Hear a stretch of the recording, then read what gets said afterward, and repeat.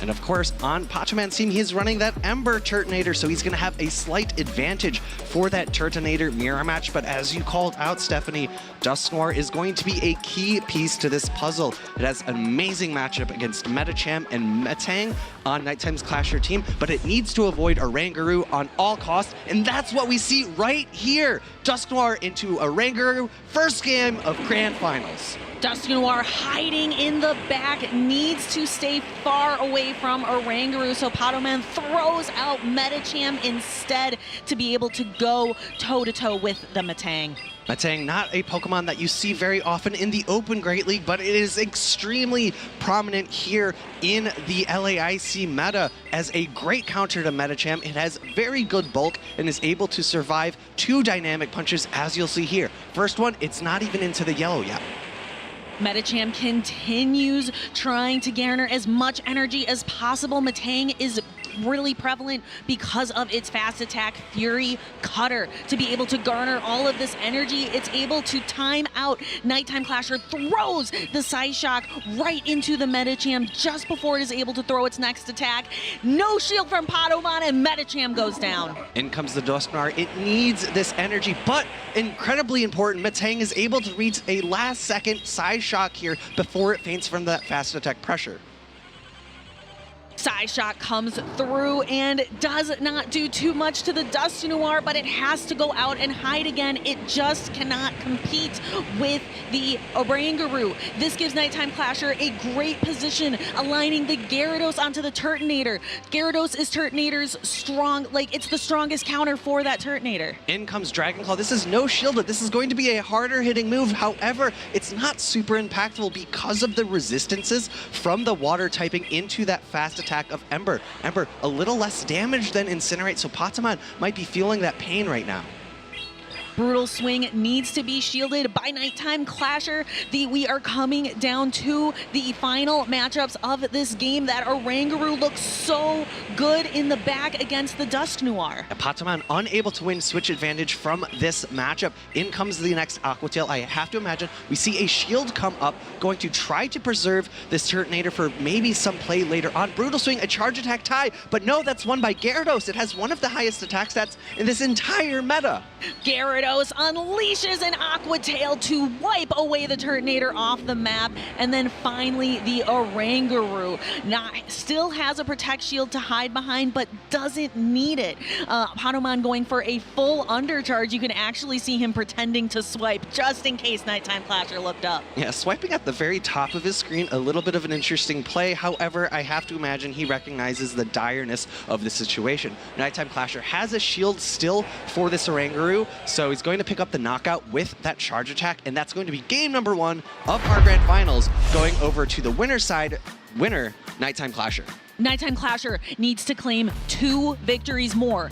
That's it. If he can secure these 2 wins, he is the LAIC champion. Game number 2 of Grand Finals. Second verse, same as the first. Dusknoir has to hide. Padoman is going to be playing keep away this entire game with his Dusknoir. And we're seeing this play out very similar to game number 1, a Metang meeting this Metacham, Dynamic Punch coming through. We saw Patamon not play for switch advantage, but try to garner some energy afterwards. But key difference here, NiteTimeClasher left Gyarados on the bench. It's actually Dugong in the back for game number 2.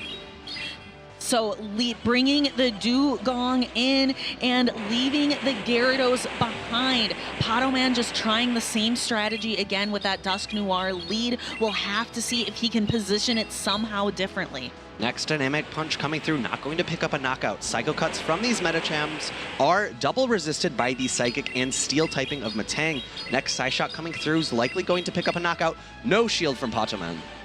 Metacham goes down just as it did before. This gives Dusknoir a nice opportunity at an energy advantage, but Patamon has to decide, is this where he wants to invest resources right now? No. Dusknoir can handle a Psyshock just fine, but here again, we're playing keep away from Oranguru. And we see a slight difference in this game, right? Patamon decided to shield that Psyshock last game. This time, no shielding, putting 2 shields into his Turtonator. In comes the Dugong Dugong. This is a more neutral matchup than last game. Gyarados is water typing, resists the fire damage, but Dugong is water and ice time, so it takes neutral damage. And Turtonator will take neutral damage as well from this Icy Wind, being both a fire and dragon type Pokemon. The first time that Turtonator is really getting to show off here in the championship series.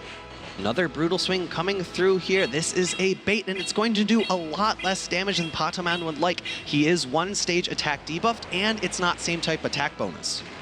I am so curious. The Dusknoir comes in, using it instead as an opportunity, using the Dusknoir as a sponge to soak energy instead of using it for its heavy-hitting attacks. Two more Astonishes come through before the dynamic punches reach, and I like Patoman throwing this immediately. He was under threat of getting knocked out from those neutral confusions coming in from Oranguru. Uses the Dusknoir just to absorb energy and get a little bit of chip damage onto this Oranguru, but now it's Turtonator against the world, and it only has one Protect Shield remaining. Things are looking a little bit dire for Pato here. In comes the Brutal Swing, going to do about half the remaining health of this Turtonator, and another Brutal Swing comes through before Turtonator can act.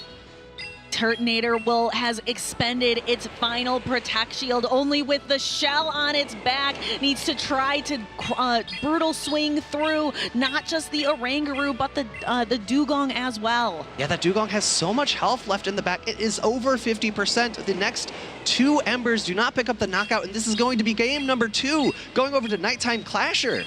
NiteTimeClasher, game point here, is so close to his very first international title. I wonder how he is feeling. He's got his brother out there in the crowd cheering him on, as well as trainers from all over the world, especially those coming from North America. He's up 2-0 already. This is, in LAIC, our very first time where we have a limited meta, and game number 3, Patoman sticks to the formula, bringing Dusknoir in the lead, and he's rewarded. This is a really good matchup for Dusknoir into Dugong. Now Patoman is in the driver's seat. He can decide, he can set the pace with this Dusknoir. That using a bait, using the Shadow Punch, draws the first Protect Shield from NiteTimeClasher. Could this be the turning point? Icy Wind coming through from Dugong, going to lure the attack of the Dusknoir. Dusknoir, though, is going to outpace a little bit because of that Shadow Punch bait. It's going to be able to reach a Dynamic Punch before the next Icy Wind, and it's going to be able to land potentially super effective damage into this Dugong. Not only did he stick to the formula with the Dusknoir, but he did change up what's in the back. Look at that Togekiss. Togekiss is a pesky Pokemon in this LAC meta. It paces to its charge attacks quite quickly, and it's got amazing coverage with Aura Sphere and Psyshock. Dugong continuing to stick it out. The defense, the fall on the Gyarados, it's a little bit weaker now. Its attacks won't do as much. And Patoman, I think, has made a really great line of 3, right? He's brought in this Gyarados to try to mitigate the remaining health of this Dugong, and Gyarados only takes neutral damage from the Ice Shards and Icy Winds from Dugong, whereas the Togekiss in the back takes super effective damage. The Togekiss now has a lot that it needs to do. I have to imagine that it comes in here to get an energy advantage. Can it get a fast attack down? I don't think it can. The Icy Wind, it was not reached. I'm surprised. Just barely in time. Now that is a ton of energy for this Togekiss, but the Togekiss has 2 fairly bulky Pokemon in the back that it needs to take care of. Aura Sphere number 1 coming through. Can Togekiss secure a kiss of victory, or will it be the kiss of defeat here in this battle of grand finals? The difficult thing for NiteTimeClasher and for Patoman at this point is that there are only resisted charge attacks coming in for Oranguru. In comes another Aura Sphere. I think this is going to be enough to pick up the knockout, but Patoman's down to only about 1/3 of his remaining health on this Togekiss, and Dusknoir in this back is on its last legs. Batang doesn't even have any legs to be on at this point. Togekiss throwing the Aura Sphere. This is a massive amount of damage to do to Batang, but the Dusknoir in the back, it has potential to do a lot of damage, but does it have enough health left, or is the clock running out? NiteTimeClasher has a Psyshock loaded, but he needs to overfarm. He needs energy for that Dusknoir, but there's still a shield remaining for Patoman, and just 2 more Astonishes secures Patoman's first game in Grand Finals. Togekiss was the answer to victory there for Pokémon. It was the key. Pokémon stuck to his lead. He stuck with Dusknoir. Will he continue with the Dusknoir lead to be able to set the pace? Or will it be that Oranguru lead from NiteTimeClasher? We've seen it twice before. We see it again in game number 4. Pokémon sticks with his Dusknoir lead, Gyarados and Medicham. This is a strategy that did not work out well for him in the first 2 games. Pokémon sticking with his Dusknoir into game number 4. Crunch coming through from Gyarados. Will we see a defense drop? I do not hear it. I do not see it. That Dugong's defenses stay intact. However, on the other side of the field, Gyarados is about to have its attack stripped away by 1 stage. In order to win this matchup, Gyarados needs 2 crunches as well as an Aqua Tail, and because of the little bit of chip damage that came through from that original Ken Fusion, I don't think it's going to be possible for Pokémon to reach an Aqua Tail here. No. So the Dugong is doing so much damage with Icy Winds, and NiteTimeClasher not taking any risk, expending the energy to make sure that this Gyarados gets sent back to the Pokeball. I have to imagine that Pokémon comes back in with the Dusknoir, gets a few Astonishes in to get the farm down. Will we see an Icy Wind? I do not think so. The Dusknoir has energy loaded, but where is it going to go? Actually going to send it into the Oranguru, perhaps trying to get NiteTimeClasher to spend a shield, but NiteTimeClasher says no, Oranguru can handle a Dynamic Punch just fine. In comes the Gyarados to counter the Medicham. This is a fairly neutral matchup, even though Gyarados is a flying tech, because of how bulky Medicham is compared to Gyarados. However, NiteTimeClasher has the true advantage in this situation because he still has 2 Protect Shields. He still has 2 Protect Shields in this 2-shield scenario. Gyarados looks really good. Gyarados' Aqua Tails are same type attack bonus, so they put on a punch there, even though Medicham is the one throwing back Dynamic Punches. Charge attacks flying here in this game. NiteTimeClasher trying to secure himself a victory, but it looks good for him with the Oranguru and Dusknoir in the back. NiteTimeClasher has a decision. Does he prefer to save this Gyarados, or will he let the Dynamic Punch through? Dynamic Punch does not pick up the knockout. No, NiteTimeClasher able to secure the Gyarados with energy in the back. Now we have the matchup that Pokémon has been struggling with this entire Grand Final set, Oranguru and Dusknoir. NiteTimeClasher has 2 shields but to hide behind, and these Astonishes just don't do enough. Good timing from NiteTimeClasher here, throwing the Brutal Swing out from Oranguru. Shield has to come up from Pokémon. This is his last Pokemon with any sensible amount of health. Dusknoir going to be throwing a Shadow Punch. NiteTimeClasher has to decide, is this worth a shield? He decides it's not. Allows some damage to be done to this Oranguru. Looks like NiteTimeClasher is just going to be relying on fast attack damage to get this done. NiteTimeClasher, his Oranguru is so low, I think it gets knocked out in 1 fast attack. No, in comes Medicham, knocking out the Gyarados, which had the charge attack loaded. Oranguru has knocked out. The Oranguru is knocked out. Pokémon, you can see it. Shaking his head. NiteTimeClasher left scratching his head, figuring out what he did wrong. 2 shields remaining from NiteTimeClasher. Although the Shadow Punch is resisted, I feel like he needed a shield that in order to secure victory. We have to imagine that Pokémon and NiteTimeClasher are super focused on the lead. Here we go, game number 5, a much more even lead, Oranguru into Oranguru. For the first time, Pokémon puts Dusknoir on the bench. It's nowhere to be seen. NiteTimeClasher trusting in this Oranguru lead that has worked for him so well in the tournament. And one thing we haven't really had the option for before this point is to see which Oranguru wins the charge attack tie. Pokemon's Brutal Swing going off first. That is great information for him to have going into later of this match. Pokémon pulling out the Oranguru, saving health and energy. NiteTimeClasher switching in the Dugong, maybe daring, maybe trying to see, do you have that Dusknoir back there, or is it on the bench? In the back for NiteTimeClasher, we see Matang, and in the back for Pokémon, we see Togekiss brought another time. Really importantly for that matchup are the shielding scenarios. If there are no shields remaining, the Matang can land a super effective Gyro Ball.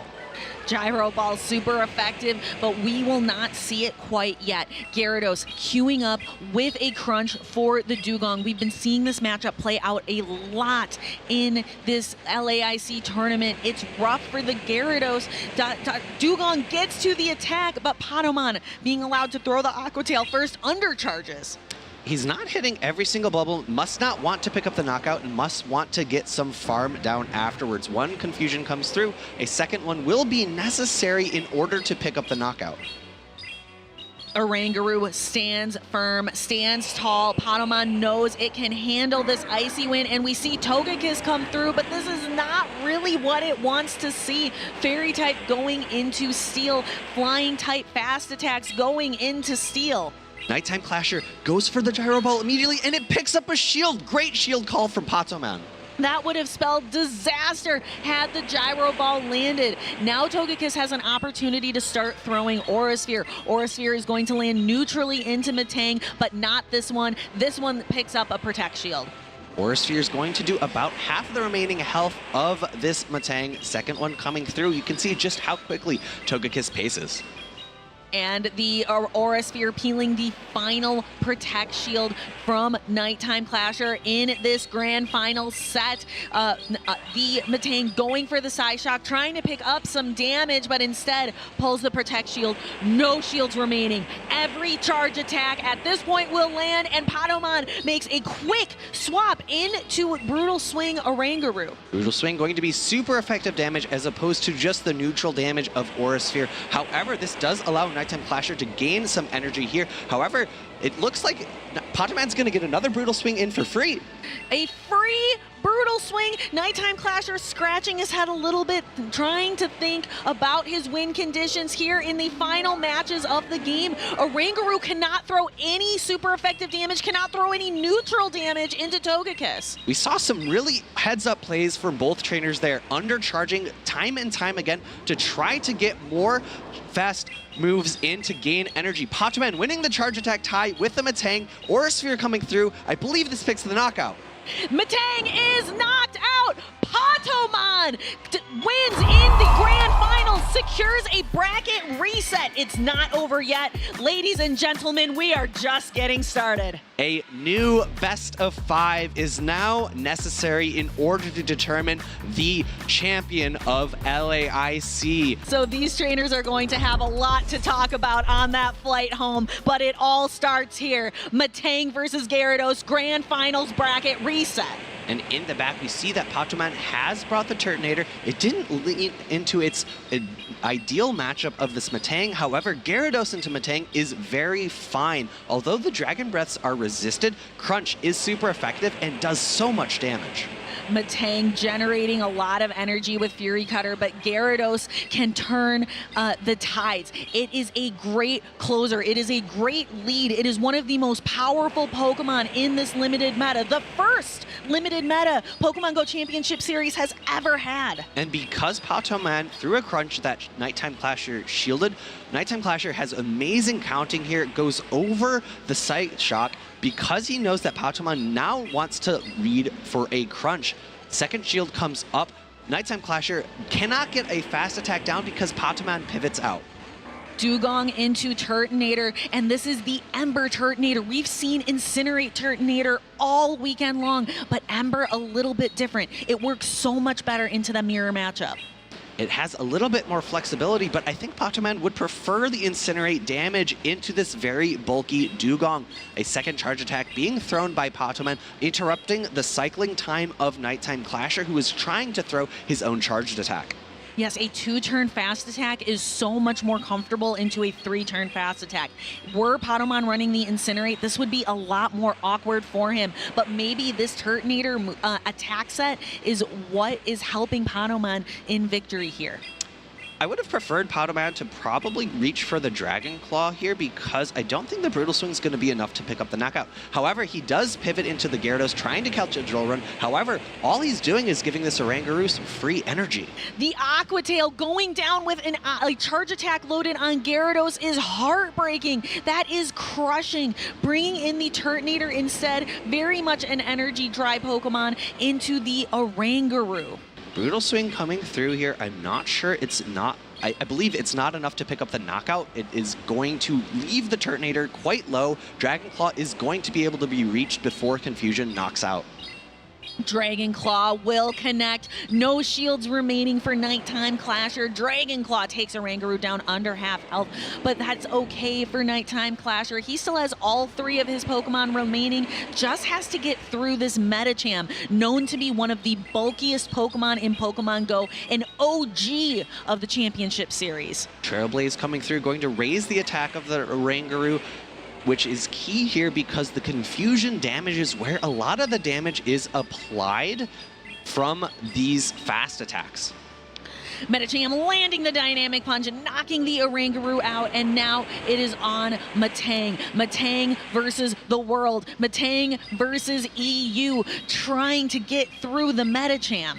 Pokémon is going to be taking some neutral damage here from this Psyshock. Dynamic Punch is not going to be enough to pick up the knockout. Psyshock now coming through before the Dynamic Punch. This is going to be a knockout for NiteTimeClasher. NiteTimeClasher secures the victory, secures the victory against the Medicham, and secures game number 1. We do see our players talking a little bit with the judges, so there might be a potential match under review here. Gonna have to wait and see if that is the case, or if our players decide to lock into game number 2. This just in from our team. Turtonator lost a turn. Turtonator might have lost a turn. That is what Pokémon is talking about. He is hoping that that might have affected his ability to throw a charge attack. We'll have to let our judges make a decision on if that did occur and if that eventually affected the outcome of the match. This is what Pokémon's arguing, that he lost a turn, and because of that, he lost a charge attack. And very critical in these games, even one turn or a half of a second can be the end-all be-all of each match, because charge attacks and fast attack damage can interact on the same exact turn. If a single turn is lost, that means you could lose an entire charged attack, and if that's something like a Blast Burn into a Metang, that could pick up a one-hit knockout. As our judges are making their decision of remember, the decision being made is not just did an error occur, but was the error impactful to the end of the match? And that is what is up to our judges to decide. Either player has the opportunity to appeal that decision if they do not agree. That appeal goes to a head judge, but I'm going to do a little bit of body language reading here. I think after the no rematch call, there's not going to be an appeal, so that is going to be a game win. Game number 1 going over to NiteTimeClasher. We've reset and we are ready to go. NiteTimeClasher 1-0. Let's pick up where we left off. Metang going into Medicham. Let's get this started. In comes the Dynamic Punch, going to do neutral damage to the Psychic and Steel typing of Metang. Medicham launches the Dynamic Punch, taking a giant chunk out of the Metang, setting the pace here in game number 2 of the Grand Finals reset. Psyshock coming back, also neutral damage because of the Psychic and Fighting typing of Medicham. However, this matchup is leaning towards Metang because it has a little bit better damage coming out from its fast attack. Dynamic Punch locks and loads into Metang again. NiteTimeClasher not willing to use a Protect Shield yet. A lot of times these matches can be determined by how early you use your shields. NiteTimeClasher wary with his resources. Pokémon deciding though, this Medicham energy is valuable. Medicham actually pivoting out, and I like that play from Pokémon a lot because there's so little health on that Metang. The charge attacks would be more useful landing into any other Pokemon. Dragon Claw coming through for this Turtonator, going to go into Gyarados. Good neutral damage, but pulls a shield.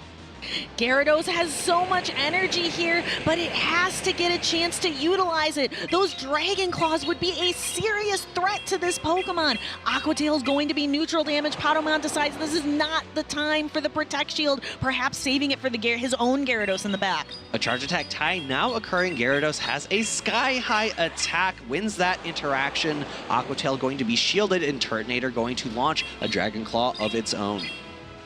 Dragon Claw will land on NiteTimeClasher's Gyarados. This is all getting us set up for a Dugong matchup in the back. It looks like Dugong may connect with the Gyarados, and that is a really good matchup for Dugong. Pokémon has no shields remaining, but this is just an Aqua Tail. However, the Aqua Tail is going to still do pretty reasonable damage. I like this from NiteTimeClasher, an immediate pivot out into the Dugong, but because there's still a shield on NiteTimeClasher's side, this game is over. Yeah, NiteTimeClasher, this is a victory for him. He launches the Icy Wind, though it is not quite enough to knock out. He is able to make a quick swap here. Throws the Dynamic Punch. Yeah, I take my words back. I forgot how much energy Pokémon had on the Medicham. Dynamic Punch coming through. Can he reach a second? He can. The Dynamic Punch is going to land onto the Dugong. I believe this Medicham is a little bit deep off. Oh my goodness, that is heavy damage.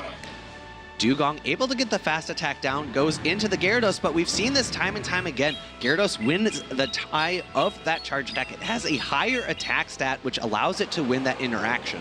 Ooh, but it's not enough to knock out, unfortunately, and with no shields to hide behind, Gyarados is going to be knocked out. It looked promising for just a moment. There was a glimmer of hope for Pokémon in that Medicham, but that would have been rough for Gyarados to be able, because it had to get through all three. It had to get through the Metang, the Gyarados, and the Dugong in the endgame. We're not in the Open Great League. We have a very dominant normal type in Oranguru. So I'd love to see Pokémon bring the Togekiss to this match as opposed to the Dusknoir, because I feel like it has so much more neutral play, right? It is a pesky Pokemon, and in this game number 3, potentially pivotal, we see NiteTimeClasher once again lean into his Dugong. NiteTimeClasher, again, it is Dugong, it is Gyarados, it is Metang. He has found the recipe and is sticking to it. Pokémon, though, brought the Togekiss. We saw that it can get through unfortunate matchups. I don't know if it can get through this one. Pokémon waiting to throw the crunch until after the Icy Wind was loaded. NiteTimeClasher did have the opportunity to try to lower the attack of the Gyarados. However, both trainers opting for garnering more energy. Pokémon has been leaning into this Medicham every single game, hiding it in the back, hoping to be able to do some big damage with those Dynamic Punches. We saw it once. Can he set the Medicham up for success again? In comes the next defense drop from that Crunch Icy Wind, going to be launched in return, wanting to make sure that NiteTimeClasher wins switch advantage, but given this meta and how safe it is, I expect him to pivot out.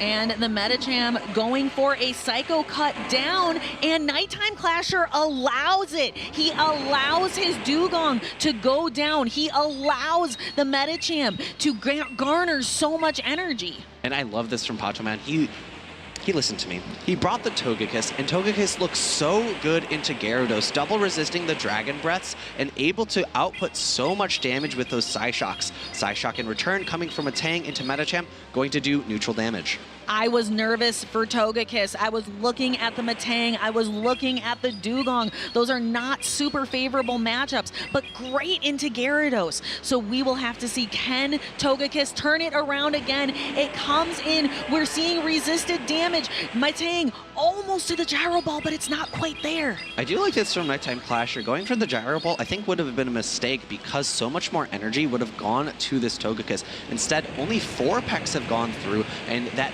limits the amount of energy potential this Togekiss gets while still stripping away a shield. 1, 2, 3, 4, 5. That is all Togekiss needs to get to every single one of its charge attacks. It's just counting to 5 to get to the Psyshock, but Gyarados, it gets to these Aqua Tails a little faster. It gets to them in 9. And because there's no fast attack pressure from either of the 2 remaining Pokemon from NiteTimeClasher into this Togekiss, Pokémon feels very comfortable no shielding a singular Aqua Tail. Everyone afterwards will need to be shielded because it would pick up a knockout. Gyarados doing its very best to output the pressure. 9 Dragon Breaths to the Aqua Tail, 10 turns to get to the attacks from Togekiss. Togekiss going to farm up a little bit energy. No overfarm possible. A switch from NiteTimeClasher, not able to reach the Psyshock. This game is looking like it's going to Patoman.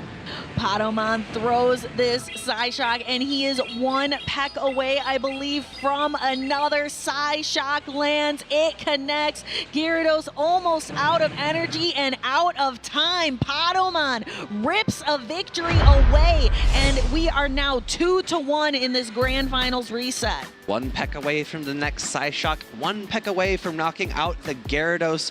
Patoman on his first steps towards a repeat of the Grand Finals. First victory of 3 that is necessary to reverse sweep.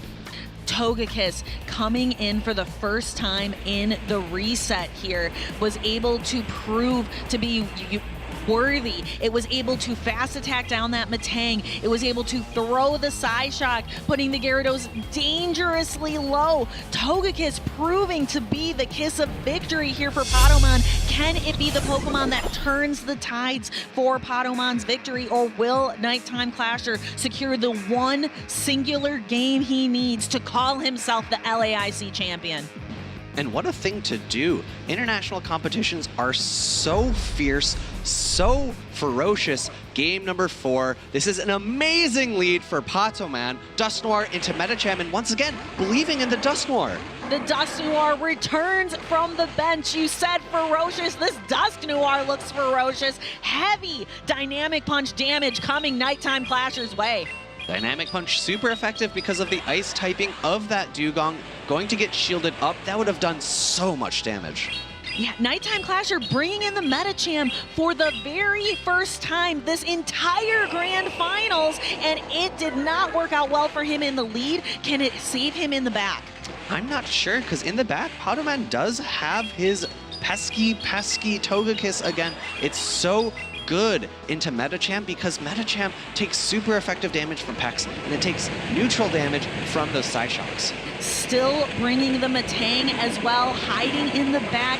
NiteTimeClasher is going to really want to try to align that Metang onto Togekiss. It's the Metang's best chance. However, NiteTimeClasher, he has no shields left, and Patoman has 2. So Gyro Balls would not be able to land in that matchup. Ice Punch coming through into this Gyarados, going to do about half of the remaining health. And I love this. Patoman, he's saving his shields.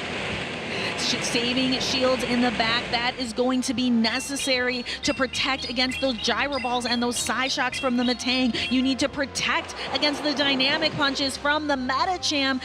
Save your Togekiss for victory. This is looking great for the man from EU. And a great heads-up play from NiteTimeClasher in response, right? Knowing that he needs to throw the Ice Punch immediately, and a catch by Patoman into the Dusknoir.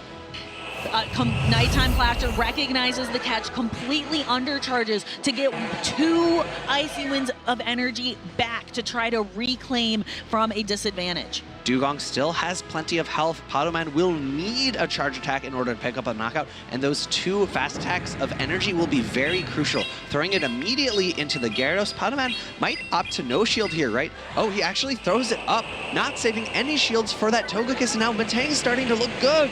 Metang is looking really scary in the back. So Patoman recognizes with no shields left to hide behind, he needs to rely on energy. And maybe making a decision from previous games in this matchup right now, throwing the Crunch instead of the Aqua Tail to ensure a knockout. And there is Togekiss, and there is Metang. One singular Gyro Ball is going to do so much damage. Patoman does outpace to the Dynamic Punch, but should not be able to get there before the Metang gets to Gyro Ball. Gyarados does have enough energy for a charge attack in the back. The question is can the Metang come out of this matchup with energy, or will Togekiss end up winning it? Gyro Ball not going to be enough to pick up the knockout, and those fast attacks are resisted. Resisted fast attacks, that gives Togekiss enough time to launch another Aura Sphere. The Fury Cutters are resisted. The Packs are resisted. Metang has a little bit more health left. Can it farm down? It can. There is so little health. Is that one Dragon Breath? He does not get knocked out. No, the Dragon Breath does not connect. It was not enough for the KO. NiteTimeClasher rising as your Latin America International Champion. NiteTimeClasher, the first to do it, win an international competition outside of his region. Congratulations on an immense victory.